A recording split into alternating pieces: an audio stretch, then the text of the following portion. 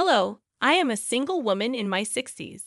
Since childhood, I held on to the belief in a reciprocal philosophy, thinking that my hard work and dedication would be met with equal effort in return. This mindset extended to my relationships, where I believed treating others kindly would result in receiving kindness in return. Even after marriage, I continued to hold this belief, assuming that by being considerate to my husband, he would reciprocate. In today's world, women aren't expected to sacrifice as much. But during my era, societal expectations were different. I willingly made sacrifices for my husband and children, confident that my efforts would contribute to future happiness. However, my marriage and family life didn't unfold as expected.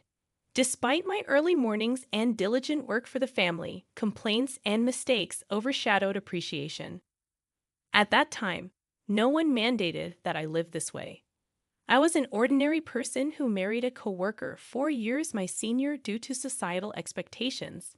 Despite the societal norms for married women to quit their jobs, I became a full-time housewife after giving birth to my daughter. I had no regrets. I believed it was a natural course of action for family life. Though my life wasn't glamorous like TV dramas, it felt easy and stable.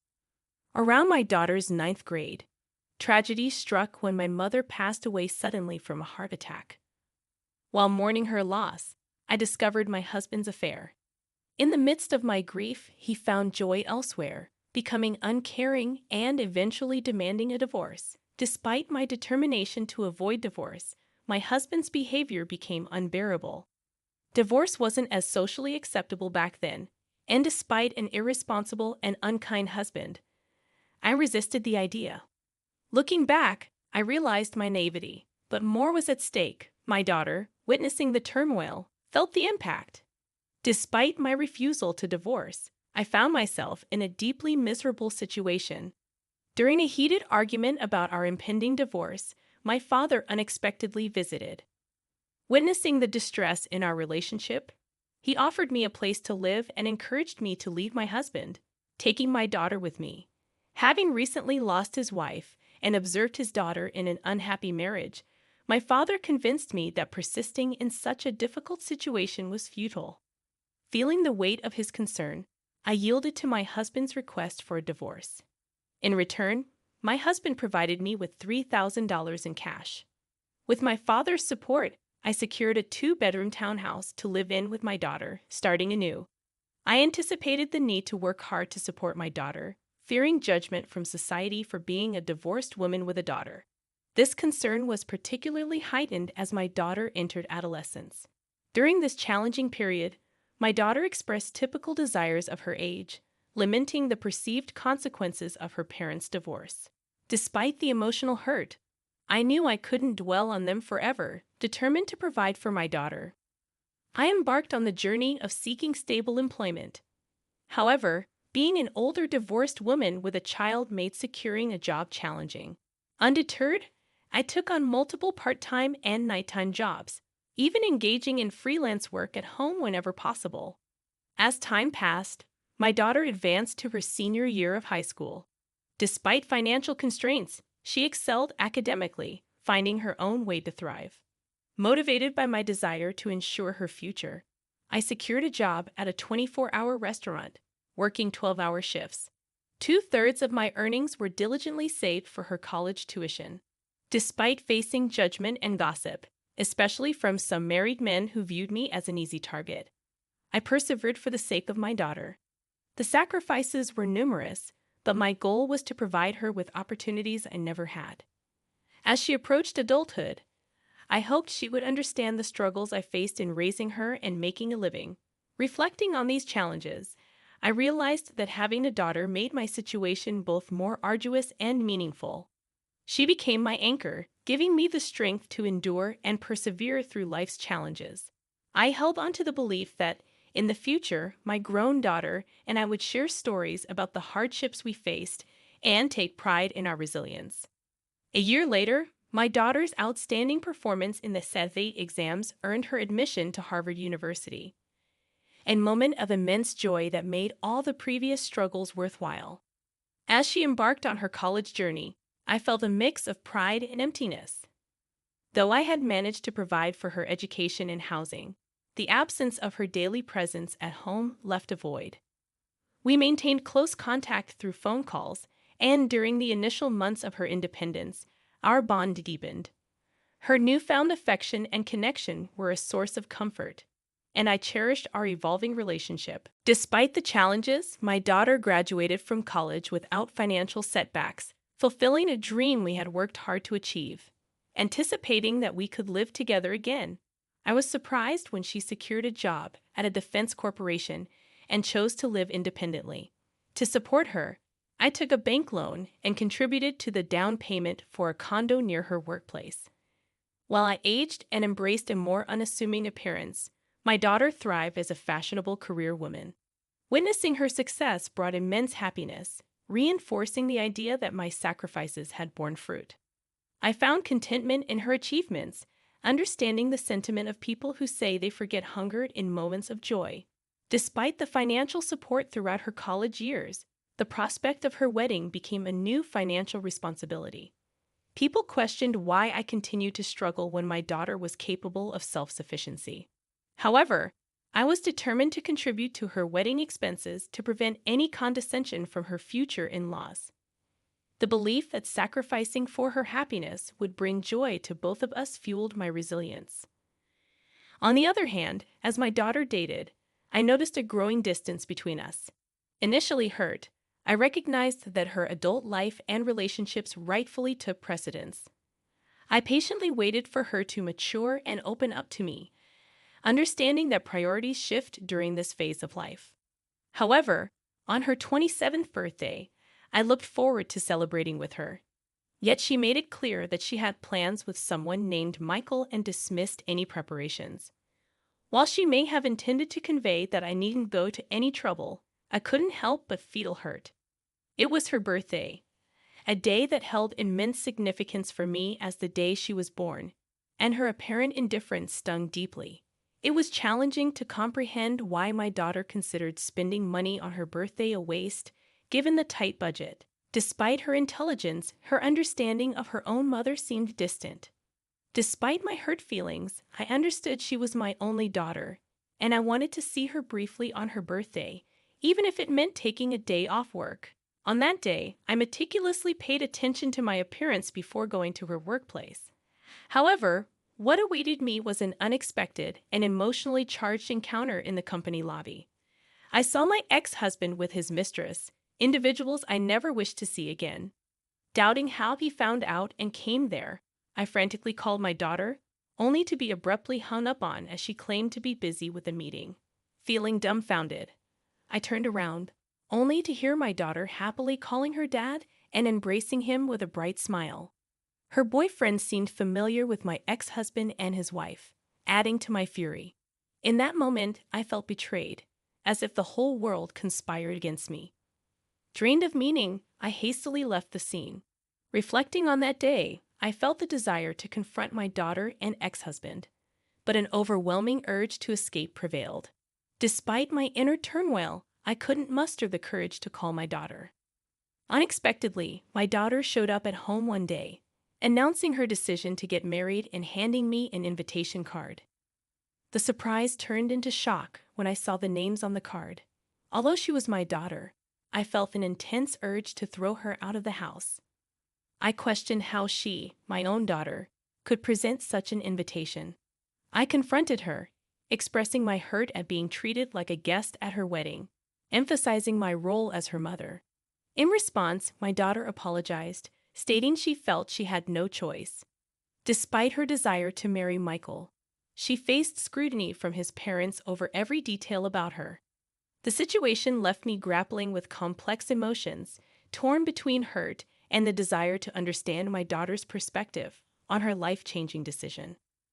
The revelation from my daughter about her concerns regarding my divorced past and the challenges of being a single mother struck me deeply.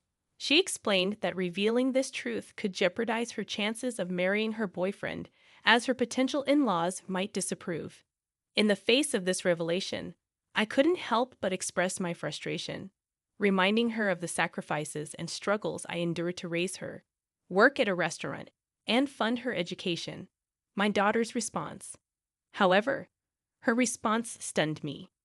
She dismissed the past, stating that her father and his new partner, the woman who played a role in breaking our family, had already met with her future in-laws. In her perspective, the present was what mattered most, and she prioritized her desire for a comfortable life over the difficulties we faced before. Feeling hurt and regretful, I spoke harshly to her for the first time in my life, expressing my disappointment in her attitude. In turn, she suggested that if I wanted to drop her from my life, I should repay her for the money I spent raising her.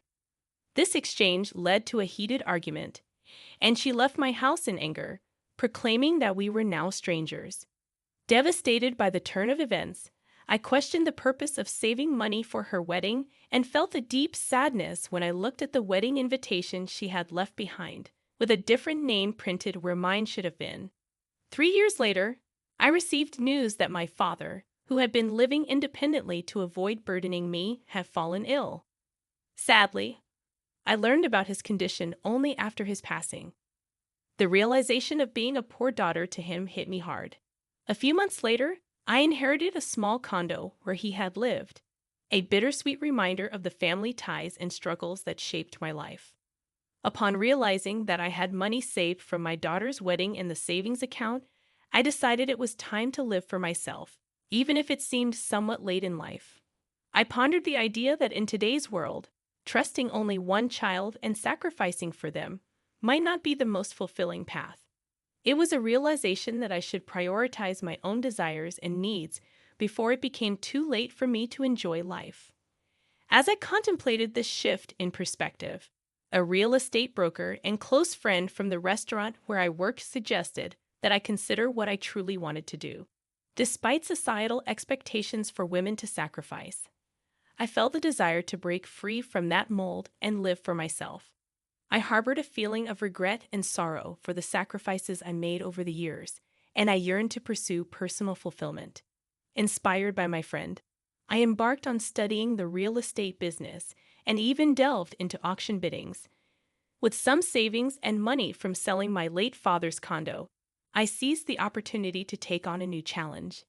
In the surprising turn of events, I became a building owner overnight, residing in a prime location. 6 months later, after returning from a mountain climbing adventure, I found myself on the top floor of my building, now transformed into my home. Unexpectedly, someone knocked on my door, and I debated whether to pretend not to be home due to fatigue. However, curiosity prevailed, and I opened the door to find my pregnant daughter with a chubby-cheeked toddler in her arms. Tearful and distressed, she explained that she had been deceived by her husband, who turned violent and had affairs. Faced with impending childbirth and raising her young daughter, she sought refuge with me, despite my initial shock and the lingering hurt from our previous arguments. I couldn't turn my back on my daughter in need.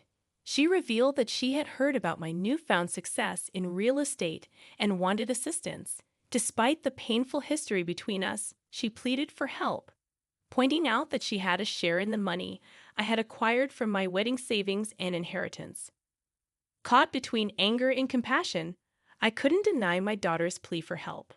Despite her past actions, I recognized the vulnerability in her situation and knew that as a mother, I couldn't turn her away. The complexities of our relationship resurfaced, prompting me to grapple with the tangled emotions of love, disappointment, and the inevitability of family ties. I confronted her, saying, "I was the one who saved money for your education and your wedding, but you told me to get out of your life. Do I need to give you money now?" I only said that, but I didn't get any money back from you. It seems that in front of money, there is no use for the bond between a parent and a child. Now that you have money, you don't need a daughter, right? No matter what, I am still your daughter, so I have a right to your money too. I was once very proud of you, thinking that it was because of me that you were able to attend Harvard. But now I see that it was all in vain. I guess I was too busy making a living that I couldn't teach you to be a decent human being. I raised you as someone who is so selfish and can only think of yourself. I don't plan to give you one penny, so you can either go back to your husband or your wonderful father. You are too mean. Could you abandon your own daughter? Do you think other people would care for me at all? That wife already ran off with the money, and he has disappeared trying to look for her. If you abandon me, I'll become an orphan. Now I have a child and I'm pregnant, so how could you be so mean to me? Would you be happy if I died like that? When she screamed at me, I couldn't put up with her any longer, so I took out all the money I had in my wallet and threw it at her. Since you are acting so pathetic, I'll give you that. However, never come back to my house because I won't let you in. There's something that I learned in the meantime, just that your life is important. Now my life is important. You cannot put me in and out of your life at your whim. I coldly let my daughter and her child out of my house. Of course, I would not feel good about it since she was my daughter after all. However, I couldn't accept her because she still was as selfish as before, and I couldn't bury the past. However, I felt sorry for my little granddaughter, who was innocent and got kicked out together with her mom. After that, my daughter was too proud and never came to see me again. To be honest, I knew that she was such a daughter. So, has she repented for her past acts and begged me for forgiveness out of a quest? Pretending I was reluctant, but would have found ways to punish her wayward husband. But I was so disappointed that if she erased me from her life to marry her husband, she should have lived happily. Why did my husband and my daughter turn out that way, even though I lived a hard life? Now I see that the only person who is living a life the way I want to is only me alone. Thus, if anyone is living a life like I did on behalf of others, I want to say this one thing for sure. No matter how strong your relationship is with another person, be sure to take care of your life first. Even if everyone in this world betrays you, you will not betray yourself. In the end, happiness is not what you do for others, but what you do for yourself. I want to give that message through my story here. Even though it may seem like a life that's only felt half, I plan to try to fill that remaining half from now on for complete happiness. Thank you for listening to my story. I hope all goes well for you today, and good fortune will be with you. Please cheer for me and write your comments of wisdom in the comment section. Pressing like and subscribing is a big help to me. Have a wonderful day, everyone.